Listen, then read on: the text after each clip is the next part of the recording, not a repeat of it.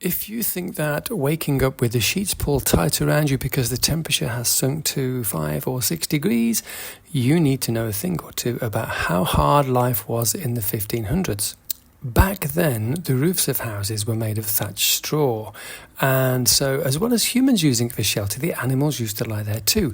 Now, as there was no wooden lining underneath the thatch, that meant that bugs and other critters would nest in the thatch and their poo would drop onto the bedding. Now, this is how four-poster beds came about, as people would hang a net canopy over the bed to stop the bugs falling on them and biting them and pooing on them while they slept.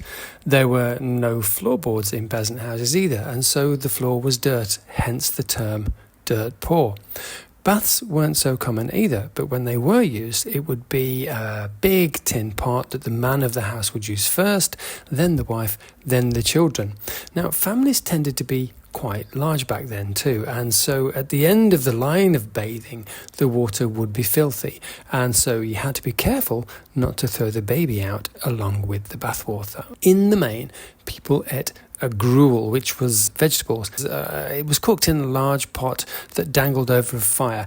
Every day, whatever was left in the pot was used as the basis for the meals for the coming day. And sometimes the porridge, as it was, could be used for days on end. Now, occasionally there might be a leg of lamb or pork available, and this was a real treat. So when friends dropped in, they would hang up the cutlet to show it off, as they thought it was a sign of wealth that the man of the house had brought home the bacon.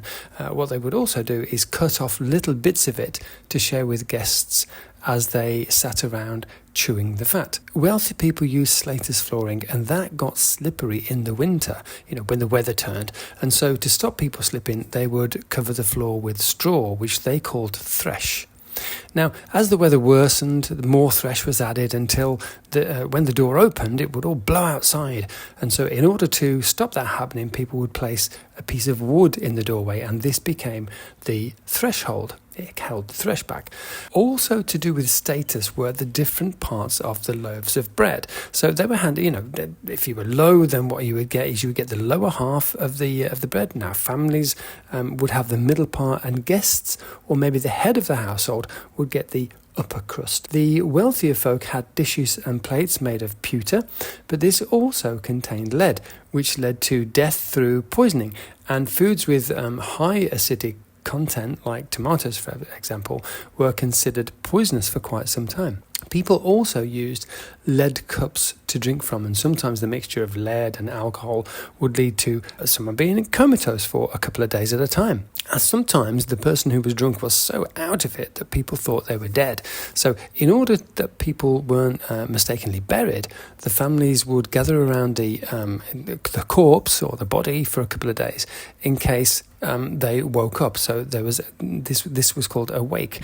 People were also very scared of being buried alive, and that word is taphophobia, which is understandable. And so a string was often attached to a person's toe or foot, so if they did wake up, the person who was watching over them doing the graveyard watch or the graveyard shift would be able to raise the alarm and have them dug up again, and they would have been saved by the bell.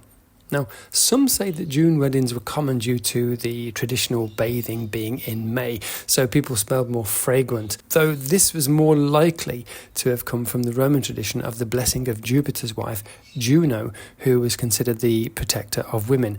There may be some truth in the reason that bouquets were carried, and this is possibly to ward off any stench. In the old days, urine was used in the process of tanning leather and other animal hides, and so people used to keep their pee in a pot and sell it onto a tannery in order to buy food and stay alive. And this is how the term being piss poor came about. Now, you might think that's bad, but some had it even worse than that, as they didn't even have a pot to piss in, and these folk were considered the lowliest of society's pecking order. And there you go, there's a brief history of some of the more common sayings that we have in the English language.